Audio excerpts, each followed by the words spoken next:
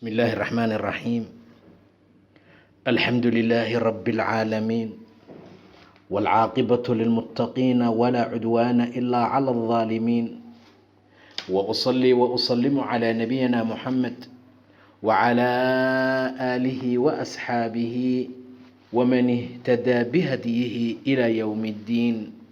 أما بعد، weli waxaan ku dhex jirnaa youtube-kii sheekh xasan ibraahim ciise. waxaan kaga dhex sugannahay qeybihii riyooyinka. saan hore idinkugu soo tilmaamayba tirsigaanu ku socon doonaa. xalaqadii 114aadna waanu ka soo gudubnay oo tii 115aad ayaan maraynaa. rida 17aad. assalaamu calaykum sheekh. wacalaykum assalaam. sheekh xasan see tahay? waa fiicanahay sheekh. waxaan rabaa inaad ii fasirta riyo aan ku riyooday. ilaahay khayr badan allah ku siiyo, allahuma aamiin. waxaan ku riyooday walaashay iga weyn oo garoob ah, yacnii hadda lama qabaan ka wadaabay tiri, ayadoo la dhahayo uuray leedahay, gabaray dhali rabtaa, ninkii furay ay u dhali rabtaa, anoo lay dhahayo aan ku riyooday. shukran sheekh ii fasir. ama way isku laabanayaan, ama waxay noqonaysaa imtixaan iyo mashaakilaad ilaahay wixii xun allah ka haayee ay mari doonto. ilaahay ayaa xaqiiqda yaqaana, laakiin waa labadaa mid. rida 18aad. assalaamu calaykum sheekh xasan ibraahim ciise iyo gruubkiisa. waa idin salaamay, waan kaa qaadnay salaan kadib. waxaan idin rajaynayaa bay tiri, ama uu yidhi, cafi iyo caafimaad. sheekh, mar walba waxaan ku riyoodaa anoo sida jaranjarooyinka kori karin. aan leeyahay, warsee u korteen idinka? aniga jaranjarada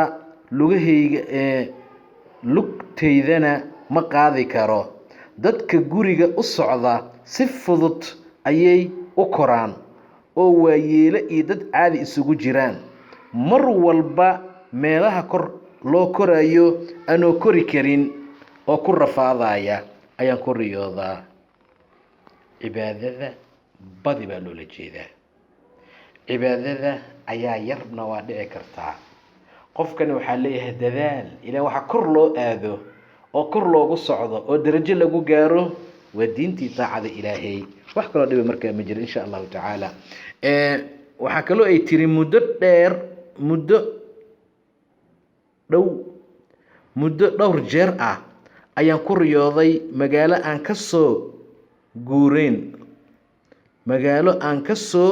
guurnay. 2 qof oo ka mid ah dadkii deganaa magaaladaas oo aad iigu mashquulsan, mar walbana aad ii warhayaan, xumahayga aad u raadinaya. mid ka mid ah maxay noqon kartaa riyada? inay jiraan dad wax kaa tabanaya waa suuragal. magaalada aad ka soo guurtay inay jiraan dad wax kaa tabanaya waa macquul. ama waxay noqon kartaa ilaahay subxaanahu wa tacaala sharaf iyo qiimo iyo miise gooni ah oo ku siiye subxaanahu wa tacaala. ilaan qofku mar allaala marka ilaahay darajo la doono dad xasdo usoo bixiyaa. marka labadaa mid waa insha allahu tacaala. ilaahay ha kaa qabto wixii dhibaato ah. habeenada qaar bay tiri waxaan ku riyoodaa oo igu soo noqnoqda riyo ah anoo imtixaan iskuul u fadhiya, aan wax aan ka shaqeeyana aanan garanayn, aan dadka weydiinayo, waqtigiina iga dhacayo. mahadsanidiin, kheyr allah idin siiyo. aamiin aamiin aamiin. waa qof waqtigiisa inta badan ku dhumiyo wax aan faa'iido lahayn. waa kow. digniinna waa loola jeedaa. imtixaanaadku waxay ka mid yihiin waxyaabaha aakhira xataa lagu gudbo. marka haddii aad samayn weysood ka shaqayn weyso, waqti baad dayacmay. marka qofkaas digniin kalaa la siinaa. waxaa la leeyahay waqtigaaga uga faa'iidayso wax aad iyo aad u wanaagsan.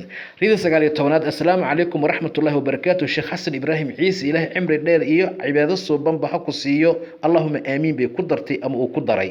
riyadeydu waxay tahay waxaan ku riyooday nin ayaa igu yimid meel aan ka shaqeeyo. wuxuu i weydiiyey hebel ii tilmaan buu igu yiri. anigana waan u tilmaamay. nasiib darro ninkii aniguu igu soo jeestay, gacantu i qabtay, markaas aan qayliyey waxaan dhahay war maxaa kaa qaldan kadib maamo deris aan nahay baa i tiri wuxuu rabaa lacagtan aad gacanta ku hayso lacagtii maamadan ku tuuray waxaan idhi orod maamadaas ka doono wuu igu soo booday dagaal baa na dhex maray markii dambe ciiji baan qabtay bay tiri khayr allah ku siiyo kadib wuu suuxay subxaan allah waan ka tegey anigana oo howsheedii baan sii watay markaas buu ka soo kacay suuxdintii wuu isoo bursaday waana ka soo cararay waxaan uga cararay dukaan deriskayga ah markaan galay dukaankii guri baaba ku dhex yaala gurigaana aroos baa ka jiray cafan sheekh waan kugu dheereeyey waa ku sugayaa iisoo fasir ilaahay ha ku waafajiyo khayrka iyo sawaabta qof dumar ah haddii aad tahay ama uu yahay qofka riyada arkay ma jiraan nin kula hadlay kagalana hadlay guur ahaan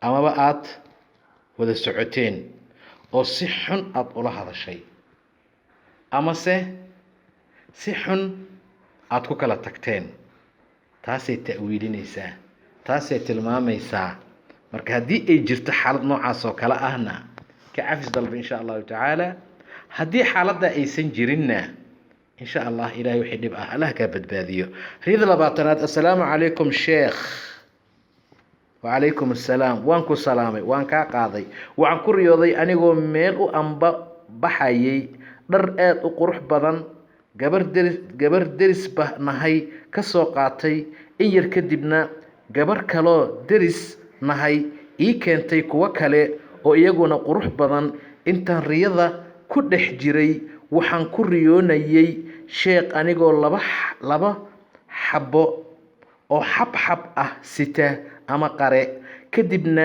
midna waan cunayay oo jidkan ku soo cunayay dad badan oo deris nahayna way arkayeen midna xaafadan la imaaday sheekh ii fasiriyadan aan habeen kalena waxaan ku riyooday adigoo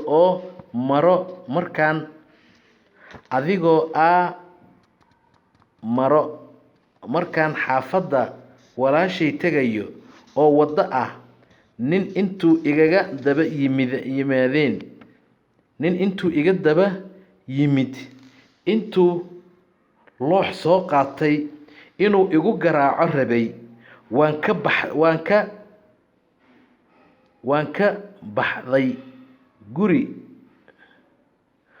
baxay guri baan ka galay gabar iyo ciyaal joogaan waa igu soo dabagalay bismillaah madayna buu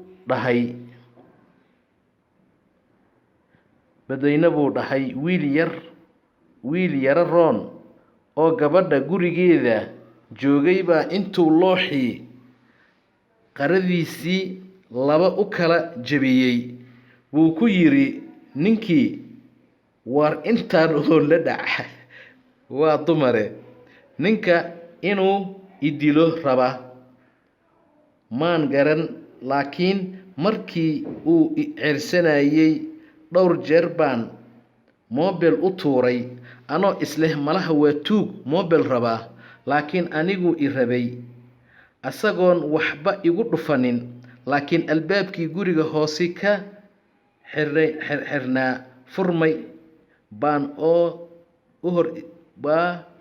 uu i hor taagan yahay ayaan ku riyooday sheekh markii dambe meel dadkoo dhan isugu yimaadaan baan joogay oo waa ciid la leeyahay waa la bisnaa waxaan ku lahaa gabadha aan aqaano meel ila fadhiday bilay quruxa meesha ka dhacay sheekh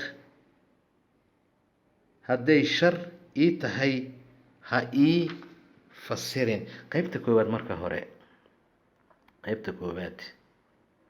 markaa quruxda badan qofka uu wato xabxabka waa xanuun ama waa murug insha allah wax dhibaataa ma laha ilaahayna qofka uu ka qaadayo insha allah. Midaan kale ceyrsiga ah iyo tan ku dhufo iyo inuu ku dilo uu rabay iyo ayaduna waa imtixaanaad iyo rafaad qofka uu marayo, laakiinse ilaahay uu ka badbaadin doono insha allahu tacaala. wixii khayr oo dhan allahna waafajiyo, wixii shar oo dhanna ilaahay hana dhinac mariyo. meesha ha inoo joogto. wabilaahi towfiiq, wallahu subxaanahu wa tacaala aclam.